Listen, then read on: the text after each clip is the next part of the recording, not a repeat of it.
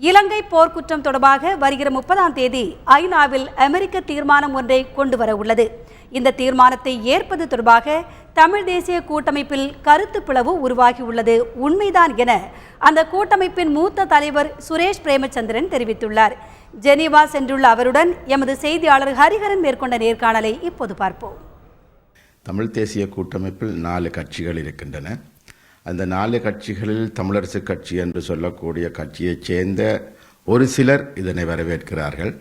ஏனைய 3 கட்சிகளும் டெலோ, இபிஆர், புலட் போன்ற கட்சிகள் ஏற்கனவே அவர்கள் ஒரு அறிக்கையை தயார் பண்ணி அதனை கடந்த 30ஆம் தேதி இங்கே UNHRC ஆணையாளருக்கு அனுப்பி வைத்திருக்கிறார்கள்.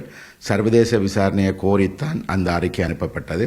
அது மாத்திரமல்ல, பாராளுமன்றத்தில் அங்கம் வைக்கக்கூடிய அந்த கட்சிகளைச் சேர்ந்த 6 பாராளுமன்ற உறுப்பினர்களும் அதில் கையெழுத்து வைத்து அதனை அனுப்பியிருக்கிறார்கள்.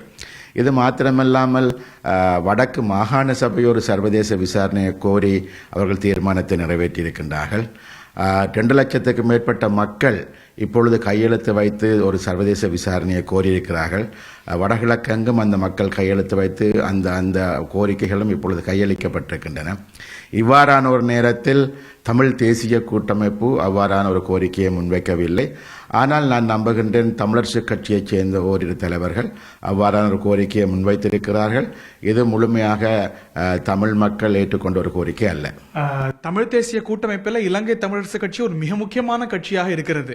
அவங்க அதுல முக்கிய தலைவர்கள் அப்படி சொல்றாங்க. அப்படிங்கும் பொழுது தமிழ் தேசிய கூட்டமைப்புல ஒரு கருத்து முரண்பாடு இந்த விவகாரத்தில் இருக்கிறது, அல்ல கருத்து ரீதியாக இந்த விவகாரத்தில் பிளவுபட்டிருக்கிறது அப்படிங்கிறதானே பொருள். நிச்சயமாக இதில் முரண்பட்ட கருத்துக்கள், கருத்து ரீதியான முரண்பாடுகள் நிச்சயமாக இருக்கின்றது. எம்மை பொறுத்தவரையில் நாங்கள் தமிழ் மக்கள் என்ன கோரிக்கையை முன்வைத்தார்கள் என்று சொன்னால் ஒரு சர்வதேச விசாரணையை கோரிக்கையை முன்வைத்தார்கள்.